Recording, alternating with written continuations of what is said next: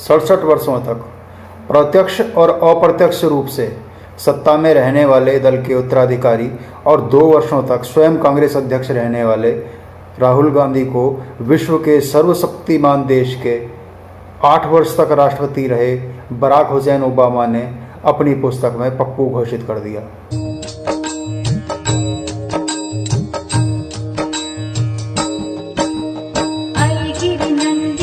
नमस्कार साथियों, अमेरिका के पूर्व राष्ट्रपति बराक हुसैन ओबामा ने अपने राजनीति में आने और शिखर पर पहुंचने की यात्रा पर आधारित संस्मरण पर लिखी 768 पृष्ठों की पुस्तक अ प्रॉमिस्ड लैंड में कांग्रेस के नेता राहुल गांधी पर टिप्पणी करते हुए लिखा है कि राहुल गांधी एक नर्वस और तैयारी करते ऐसे अपरिपक्व छात्र जैसे लगे जो अपने शिक्षक को प्रभावित करना चाहता है किंतु उसके भीतर विषय का मास्टर बनने की जुनून या योग्यता की कमी है।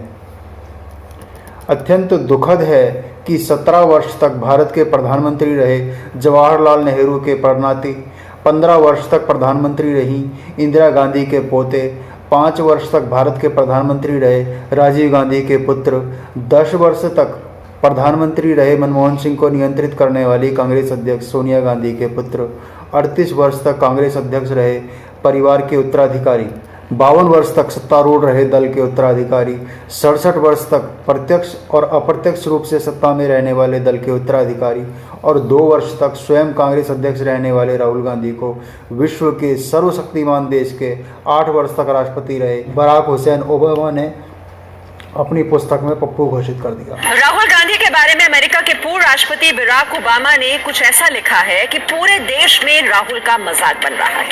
बराक ओबामा ने अपनी आत्मकथा लिखी है जिसमें उन्होंने राहुल गांधी को न सिर्फ इमेच्योर और नर्वस बताया बल्कि ओबामा ने राहुल की योग्यता पर भी सवाल उठाया। आपके अंदर मेरे लिए गुस्सा है, आपके लिए मैं पप्पू हूँ। अमेरिका के पूर्व राष्ट्रपति बराक ओबामा की नई किताब रिलीज हुई है।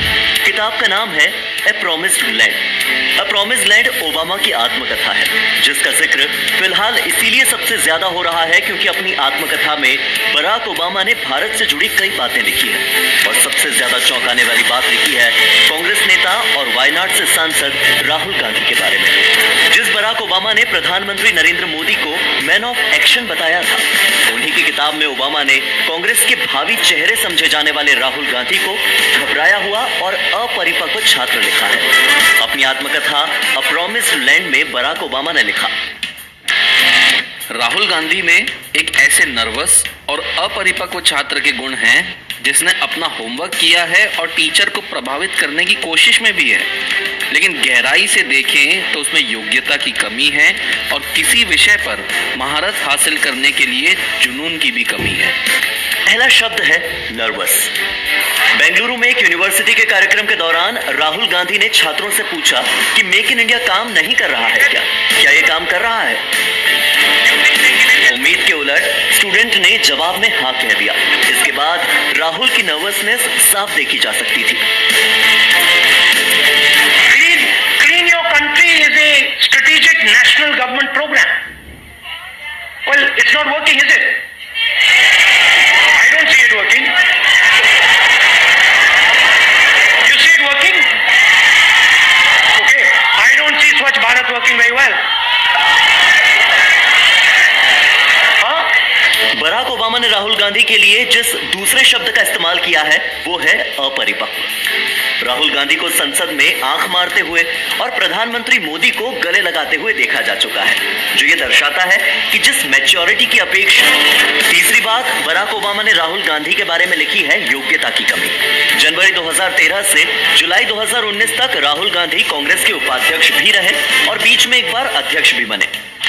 इस बीच लोकसभा और राज्यों के विधानसभा के कुल मिलाकर 43 चुनाव हुए, जिनमें से कांग्रेस 35 में हार गई और सिर्फ 8 चुनाव ही जीत सकी, जिसके बाद कांग्रेस अध्यक्ष दोबारा सोनिया गांधी को ही बनाया गया।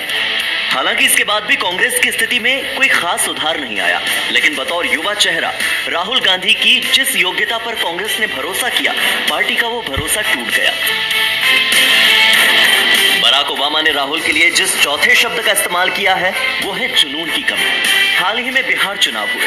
महागठबंधन में शामिल आरजेडी नेता तेजस्वी यादव ने 251 रैलियां की, जबकि राहुल गांधी ने इतने महत्वपूर्ण चुनाव में भी मात्र 8 रैलियां की, जो दिखाता है कि उनके जुनून में कहीं कमी थी, जिस वजह से सबसे ज्यादा रैलियां करने वाले तेजस्वी यादव की पार्टी आरजेडी 75 सीटें जीतकर राज्य की सबसे बड़ी पार्टी बनकर उभरी और कांग्रेस जैसी राष्ट्रीय पार्टी के हाथ चंद 19 सीटें लगी। गुजरात को दूध दिया है तो इस तरफ देखिए, इन महिलाओं ने दिया है, गुजरात की महिलाओं ने दिया है। मजा आया, मजा आया, मजा आया। और मैं ये जो मजा है हिंदुस्तान के हर व्यक्ति को, और प्रधानमंत्री अपनी आंख मेरे आंख में नहीं डाल सकते हैं।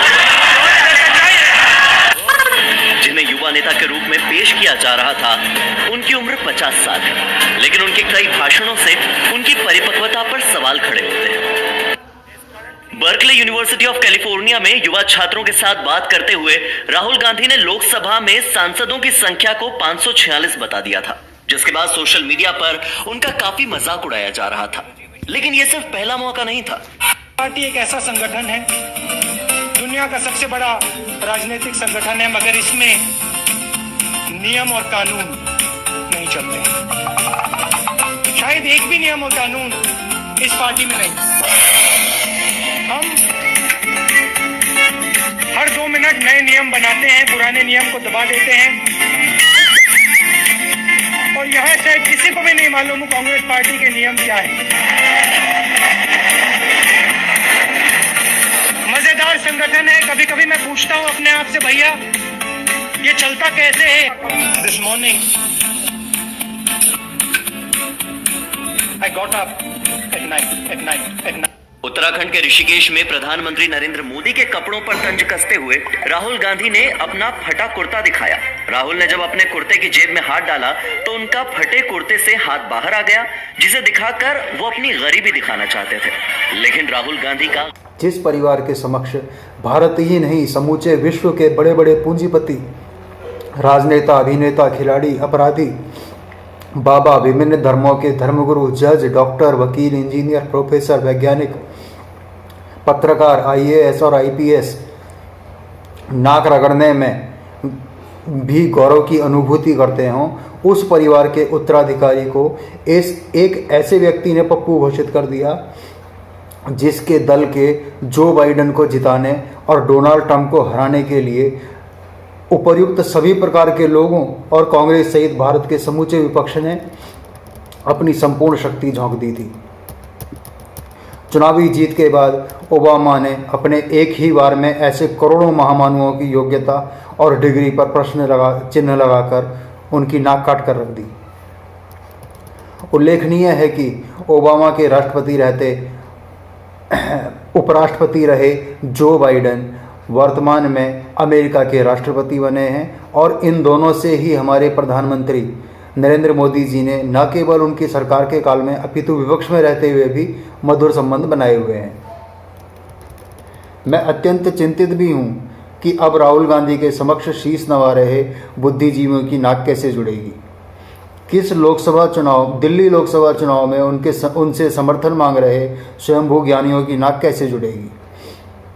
कुछ ज्ञानी विभिन्न प्रकार के छल प्रपंच करेंगे, कुछ ज्ञानी ABCD सुनाने को कहेंगे, कुछ क ख ग घ सुनाने को कहेंगे, कुछ ट्रिलियन में शून्यों की संख्या पूछकर अपनी नाक बचाएंगे, कुछ ज्ञानी ओबामा को वो होता कौन है ऐसा लिखने वाला कहेंगे, कुछ ज्ञानी ओबामा की रपट लिखवाकर अर्नब गोस्वामी की भांति परमवीर के हाथों उन्हें जेल में भेजने का षड्यंत्र करेंगे। आश्चर्य है कि अभी तक किसी ज्ञानी ने उनके विरुद्ध रपट नहीं लिखाई, अन्यथा अभी तक उद्धव ठाकरे के परमवीर सिंह जी ओबामा को जेल की हवा खिला चुके होते और जेल का पानी पिला चुके होते। कुछ ज्ञानियों को अब ज्ञात होगा कि वे अभी तक गधे बने हुए थे, इसलिए वे कांग्रेस पार्टी को तोड़कर अपनी भड़ास निकालेंगे। अब प्रश्न यह उठता है कि यदि राहुल गांधी वास्तव में पप्पू हैं तो करोड़ों की संख्या में इतने भयानक ज्ञानी उनकी चापलूसी क्यों कर रहे थे। क्या धन पद के लिए किसी पप्पू के भी जूते चाट लेने वाले ज्ञानी होते हैं? यदि हाँ, तो जब एक पप्पू करोड़ों से अपने जूते चटवा सकता है तो इन सबको इतनी बड़ी बड़ी डिग्रियां खरीदने की क्या आवश्यकता थी। इन सब ने भी पप्पू बनकर दूसरों से अपने जूते क्यों नहीं चटवा लिए? इनमें से किसी के पास भी पप्पू कहलाने योग्य व्यक्ति के समान भी ज्ञान नहीं है?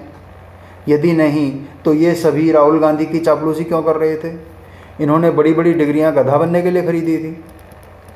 अत्यंत चिंता का विषय है कि जिस व्यक्ति के ऊपर समूचा विपक्ष इतरा रहा है, उस व्यक्ति को अमेरिका जैसे देश का भूतपूर्व राष्ट्रपति पप्पू बता रहा है।